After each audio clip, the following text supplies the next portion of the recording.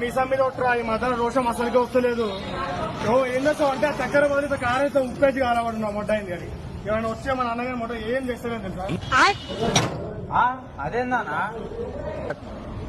అదంతేరా నువ్వు పోయినా పోయి ఫస్ట్ ఇంత కారం ఉన్ను ఇంత ఉప్పు వీలైతే ఇంత ధనల పొడి గరం మసాలా అవి కూడా వేసి నా పొంగ